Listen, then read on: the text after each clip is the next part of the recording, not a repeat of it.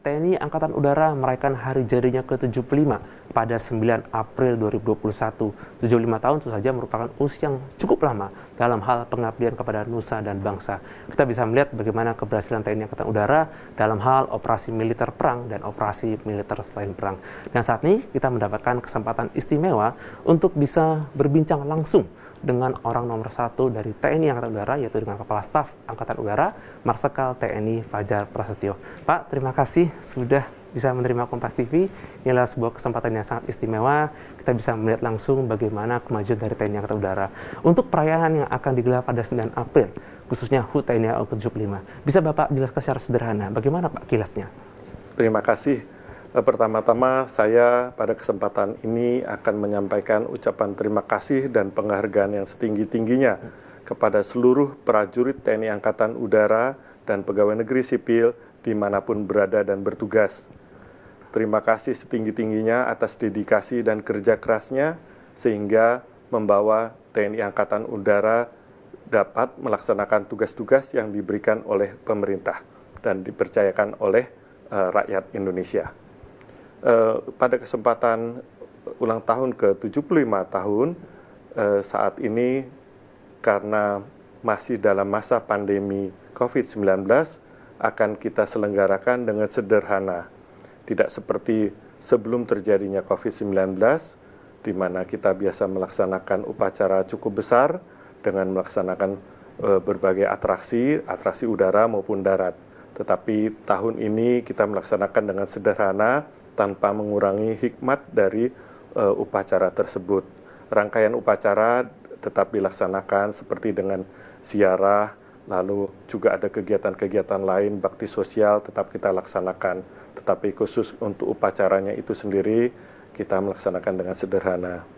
Perjalanan 75 tahun tidaklah sebentar, diawali dengan perjuangan oleh para pendahulu kami, pada saat perjuangan kemerdekaan Republik Indonesia hingga saat ini dengan berbagai dinamika yang ada, tantangan yang berbeda, ancaman yang berbeda. Oleh karena itu, TNI Angkatan Udara selalu harus siap menghadapi berbagai ancaman, tantangan, dan tugas yang diberikan oleh pemerintah. Khusus pada saat ini, kami TNI Angkatan Udara siap untuk melaksanakan membantu pemerintah di dalam percepatan penanganan COVID-19 dan pemulihan ekonomi nasional.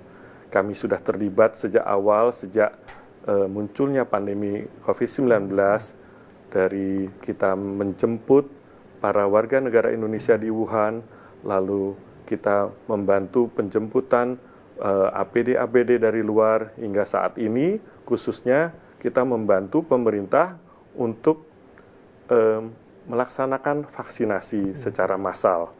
Kita melatih tenaga-tenaga kesehatan untuk melaksanakan vaksinasi dan juga kita melalui Bintara Potensi Dirgantara bersama rekan-rekan dari TNI dan Polri, kita menghimbau kepada masyarakat untuk dapat tetap melaksanakan 5M dan juga vaksinasi nasional. Demikian.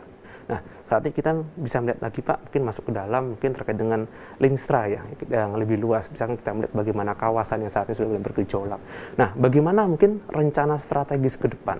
Apalagi kalau kita lihat mungkin dari Kementerian Pertahanan sudah membangun grand design selama 20 tahun, apa yang dinamakan dengan minimum essential force. Dari Bapak Fajar sendiri, mungkin bisa dijelaskan Pak terkait mungkin dengan grand design atau mungkin apa yang menjadi rencana strategis ke depan dari TNI Angkatan Udara? Iya, pembangunan kekuatan, khususnya kekuatan udara, itu terbagi dalam beberapa pentahapan. Kita mengacu kepada postur, lalu rencana strategis, dan juga MEF. Pada saat ini kita memasuki Renstra keempat. Mencermati perkembangan lingkungan strategis yang ada, di mana di kawasan regional kita masih ada beberapa wilayah yang rawan dapat terjadi konflik hingga menuju perang. Dan juga di dalam negeri masih ada beberapa wilayah yang rawan mengenai khususnya keamanan. Oleh karena itu, TNI AU merencanakan untuk pembangunan kekuatan untuk dapat mampu melaksanakan tugas-tugas yang dibebankan untuk mengatasi hal-hal tersebut. Oke Pak, terkait dengan jargon yang mewujudkan TNI Angkatan Udara yang disegani di kawasan, apa maksudnya Pak? Iya, bahwa pembangunan TNI AU menjadi Angkatan Udara yang disegani di kawasan, maksudnya adalah pembangunan di dalam 3 bidang.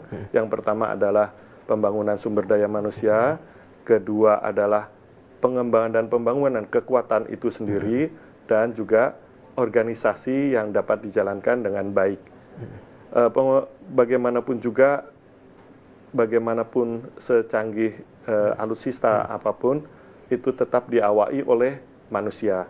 Oleh karena itu, manusianya itulah yang kita siapkan dengan sebaik-baiknya untuk dapat menghadapi perkembangan teknologi yang semakin canggih.